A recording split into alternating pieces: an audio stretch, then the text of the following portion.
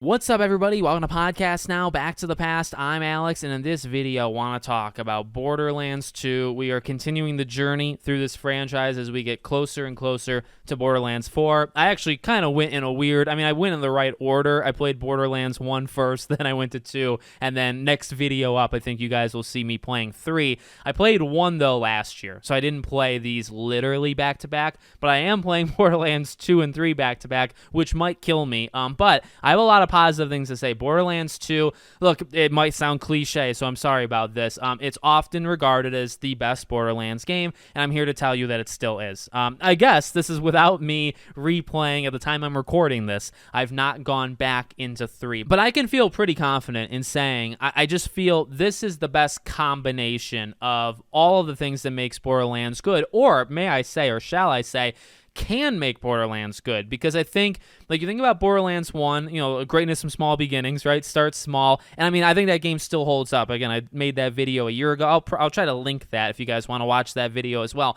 I think that game rocks. I really do, but I think, where does Borderlands 2 really take those next step? I think it takes it with, obviously, Handsome Jack, and then the story. I think this is where 3 loses its way. This is where the new Tales in the Borderlands game, my dear God, it's some of the worst writing I think you'll ever find in a game. Honestly, the only thing that can match, and I do think it actually exceeds, Borderlands 2's writing is Tales from the Borderlands, the Telltale Games one. That game is just masterfully written, has some, actually, not even some, every character in that game is phenomenal. Again, we can go on and on forever. That's a different game. I personally believe this is where you really start paying attention to this game. Also, something I just remembered is this game actually was one that came out on the PS Vita. I had this. I think I had this potentially physically on the PS Vita, and I don't think I still have it anymore, which saddens me greatly. I think I did play it actually on the Vita back in the day, but this game just rocks. This game, in short, this game just has all that you think of that's good about Borderlands 1, 2, 3, right? It's got the gunplay. It's got the, the addicting nature of always kind of going for that next thing. It's got the quests. It's got such diversity, which I want to, make a really big part of this video with the side missions and main missions.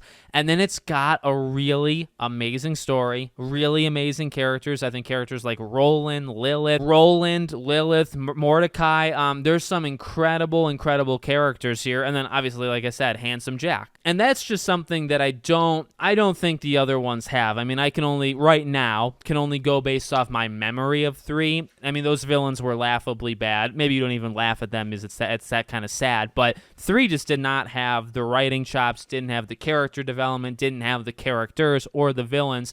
And 1 was a little bit more on the, I would say, the forgettable side. It was definitely solid, but probably the best thing that comes out of 1 most likely is Claptrap, which is an interest because, like, how he's been utilized since then has been questionable. But it's definitely more, like, not necessarily safe, but, like, it was just solid. Second game freaking takes it to a whole new level. So, well, let's just spend a little bit of time talking about, each of these things. I would say in terms of the actual gameplay, like firing a gun and switching and things like that, like, there's not too much to say. I think so many of us now, people have actually started to get a little bit more and more tired of this formula. I've said actually publicly, in several videos since that, I'm not one of those people. I really enjoyed Tiny Tina's Wonderlands. I think there's still, maybe it's something in my brain, this addicting nature, again, to, like, looking at the shiny colors and to look at, okay, well, this stat is slightly better than that stat, or how do I play, right? In this game, I tended to use a lot of pistols and a lot of just, like, rifles. Normally, I use shotguns, but I couldn't find the right one for me. Nothing clicked, so I had to kind of change my play style.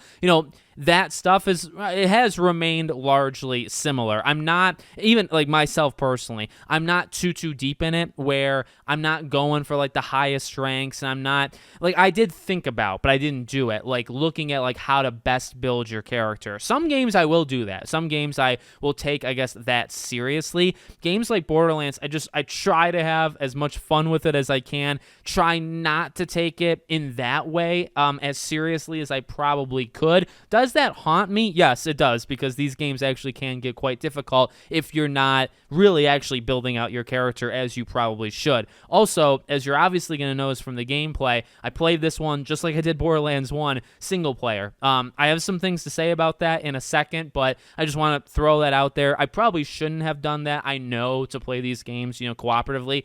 Borderlands 3, most likely when you see that video, I will have played it with somebody else, so that might be a different experience, but I have played these games in the past with more than one person. I mean, just to touch on that really quickly, the one weakness, I would literally say the only thing I didn't like about 2, there are some difficulty jumps that are unreal, and I had to borderline cheat at the game twice, which both times were the ending. One of which was the Warrior, the final boss in the game. I cheated on that thing worse than I don't even know. I'm actually quite proud of it, to be honest with you, but I had to, because I, as a single individual, could not beat that thing on my own. And then there was that ultra super loader bot, kind of right before it, like a mission or two before it, that I had to cheat on too, and kind of just hide behind a corner and just keep popping in and out. There were a couple times the game got me. I really think, specifically the story missions, and specifically towards the end, they throw everything and the kitchen sink and then another kitchen sink at you all at once. And if you're playing it just by yourself, you're going to get destroyed. I at one point had $40,000 and I kept dying so much that I got into the 15, 16,000 range, because every time you die, they take money. So if there's anything I'm going to complain about, it's the difficulty spikes playing it by yourself. However, I'm not an idiot. I'm not going to linger on this too long, because I do understand, number one, just play with other people, and number two, you could grind and do the other stuff to kind of build up your rank. And for most of the game, that's what I did. I think this game has 109 side missions, and I did about 65 of them. I was doing every single one that came across my plate, as the game was going. And let me just stop there, too, to highlight a positive, while I'm also, I guess, talking about a negative. The side missions rock. I was the thing that keeps you going, right? It is the addiction. It is, okay, well, this could lead me to a better weapon or a better grenade or a better class modification thing, or, whatever, right? It can lead me to something better. And that's always there. And that is that, kind of gambling addiction type thing that I think works so well in these games. Also, by the way, it can't just be that. The game has to be fun. The game is fun. It is a blast to actually fire the weapons and take out the enemies. There's so much variety, and that really goes to what I'm just about to say. The variety in this game is so good, and beyond the writing, beyond Handsome Jack, okay, those are two really, and you think about that. People talk about that. But another thing I think should be talked more about, that I think so many games nowadays, not just shooters, okay, any game that's an open world game where there's side quests, literally a game that has side quests, they have to mean something. And in this game, they do. So, objective-based things or reward-based things, yes, that is there. But also what you're doing in each mission, who you're talking to, what the objective is, how you do it. They tend to jump so much, and it's so impressive. I think kind of towards the end of the game, there's some missions you do literally for Handsome Jack. One of which, right, he'll pay you if you jump off a cliff for him, right? So you have to eliminate yourself, let's say for YouTube purposes. You jump off a cliff, you respawn, you're going to lose money, but then he'll also pay you, and you literally complete the objective. Or you can say no to it, and I think there's a button that's like a hotline for people that are considering such things. Number one, it's hilarious. I just think, that's the kind of comedy that will sometimes hit me, by the way, but, that's the kind of jokes that I think really work for this game. And on top of it, that's just such a clever mission. There's also another one with Handsome Jack where you have to visit his grandmother, and you think it's a trap. In fact, it kind of tells it to you as a trap. But in reality, he actually had, goons murder his grandmother, and he wanted you to take out the goons so he didn't have to pay them for doing it. And it's just, it's deep, but what do you actually do? You drive to a location, you pick 5 flowers, and you shoot 6, 7 enemies, right? It's never all too different in terms of what you actually do. You examine things, you go to buildings, you pick up stuff, you take out enemies, there's like contract type hits on some bosses, right? Like, and that's where the gameplay, okay, how the shooting is, how the weapons are, again, like, and that's probably the least interesting because it's just the game figured it out. It figured out in the first game, to be honest with you, it figured out how to make a very competent shooter and to make it interesting, and they got the graphics down the very first time, right? The game looks beautiful. This is a 2012 game, and yes, I was playing like the remaster collection, whatever, but these cell shaded type things work so. I'm a huge fan of that style, and it ages so well. Seeing Handsome Jack up close, seeing Lilith, seeing Brick, seeing all these characters, they still look good because that art style really doesn't age because the colors pop, the visuals pop. Such a good job back then, it still holds up now. But going back to those missions, like, again, you think about the gameplay is the gameplay, but how they convey these missions to you, and like starting a gang war, right? That's like one of these side missions. There's so many. Some of them, okay, to be fair, some of them are very short. It's go to this thing, bring something back, whatever, plant this, do this, come back. Sometimes it'll be like a multi-parter where it's actually a pretty short mission, but you bring it back to the person, and then you have to do something else. Towards the end, it's like you have to feed the skag, and then it's like 3 parts, and it's 3 missions. So of those 109 side missions, 3 of them are one thing. So, they sometimes pull that, but the quality far exceeds anything like that. Like going to Claptrap's birthday party, right? And you're like the only one there. Like it's hilarious. It's actually depressing because I do like Claptrap, and it's just different. It's just something that mission is never going to happen again. Because it just doesn't. They always are doing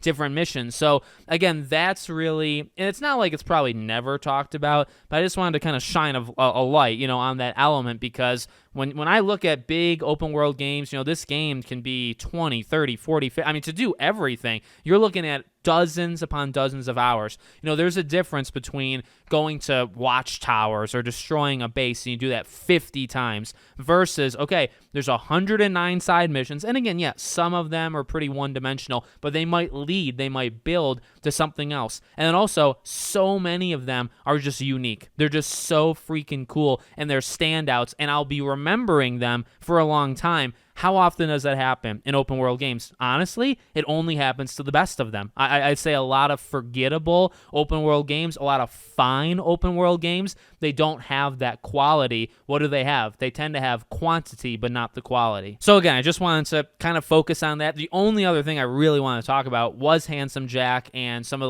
at least the later story developments. I love the opening. It throws you into it, and Borderlands has always done that. Like, you think about the first game, it does it as well. Whatever that first opening cinematic is, like, you literally pick up right after, and you're almost like treading water originally, where it's like, okay, you gotta get used to it. You gotta kind of figure out, like, why am I here? Like, what's going on in this world? Like, who am I supposed to be talking to, and who's the good guys, who's the bad guys? Jack comes in flying, and he's just so, that personality is just so freaking good with him. I don't think I've told this story yet, but I had Borderlands 2, okay? I had it, and I had it on the Vita, because I remember having it on Vita, but I actually don't think I played it all the way through until after I played Tales. Tales from the Borderlands was really my introduction to that world. And I only tell that story, I think I told that when I played Borderlands 1 as well, because like I played Tales, and then I went back, and I played 1, I played 2, and I played 3 when it came out. So like that's the introduction, but why is that important? Well, like Tales has Scooter, it's got Jack, it's got all of this stuff. So, and that plays such a huge role. Like seeing Scooter in 2 is, in my opinion, it's a cool thing, like Zero being a character, like all that stuff. So, but like Jack in particular, my introduction primarily to him as a villain was Tales. And I do think Tales does it better. It's not to say this is bad whatsoever. I just think like that was on a whole different level, writing and character-wise. But he is menacing. And this is something, I forgot just how twisted he is, just how he's got layers. He absolutely has layers. Like I said, even those side missions of him, he thanks you. I think when you do the grandmother thing, he's like, hey, bud, like, thanks for doing it. Still got to kill you, though. It's like there's so much to that character that they don't have in 1, they don't have in 3, for sure. They didn't have in New Tales, right? He's just such a multi-dimensional, but he's so crazy. He's so scary. Like, and you think about even the deeper level of like the torture he put Angel through, right? And you get that from mainly her while he's trying to like talk her and talk you down. He freaking kills Roland. He's using Lilith. His boss fight is pretty cool in terms of like the duplicate stuff. Like, he's menacing. And I'll tell you this, I think it's extremely, extremely hard to have a villain be that good when they are barely on the screen. His presence in the actual game is a profile picture to the top right of your screen. That is 95%. When he appears and he kills Roland, that is not just a shocker because that's an amazing character and has been around, right?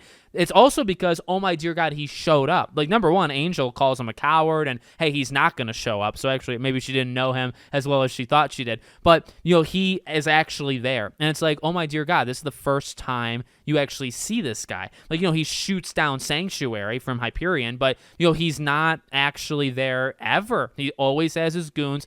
And I don't know, I don't know about you guys, but for me, it's like, how many times has a villain been that cool, that charming, that kind of personality type that he has, that menacing, and also just that much of an impact? And like, you think that's one of the better villains that we've ever had. How often does that happen when they're not even there for most? Like, this game doesn't really have cutscenes. It has a couple. It only has a couple, and he's in most of the ones that the game actually has. But it does, you know what I mean? It's like in The Last of Us or in Uncharted, right? These highly cinematic things. There's literal cutscenes, so you could show the villain's point of view. You can have him be on screen. Yeah, villains tend to not be in things that much. You think about like Davy Jones in Pirates of the Caribbean. He's not actually in it all that much. Again, though, that's maybe a good example for Jack because he's so cool and he's just so great when he's there. But Jack's a little bit different, right? Or Handsome Jack, not Jack Sparrow. Handsome Jack, I mean, yeah, his profile picture's there. He's talking a lot. He's egging you on. He's back talking you. All of this different stuff,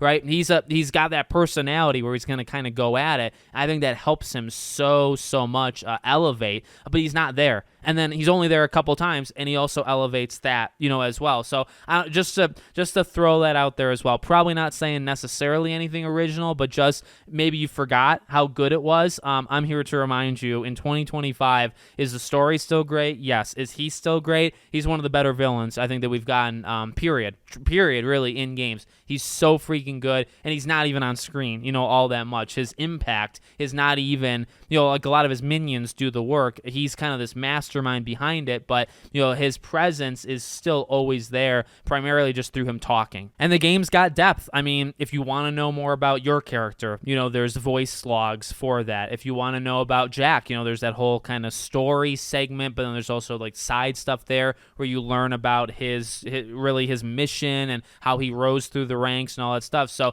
I mean, again, that's kind of Borderlands 2, right? Like, it's about finding things. It's almost about like filling out that story. Again, even how the game starts. But I mean, core Borderlands, like I said, I think this game has it all because it's got the great story, great villain, great characters, like just supporting cast, amazing mission variety. It's got the rock solid gunplay, at the time and still now. Like, there's really nothing wrong with it. The only thing, again, is I would say some of those missions I think are pretty poorly balanced if you're playing it by yourself. But I'm not going to go at it too hard because, I try to understand what Borderlands is. And Borderlands, by the way, is not necessarily, a primarily single-player type experience. That's not how most people, I think, are jumping into it. So let me know what you guys think in the comments. Next week, we will be covering Borderlands 3. Very excited to jump in and talk about that one with you guys. Thank you, as always, for watching, and I'll see you on the next one.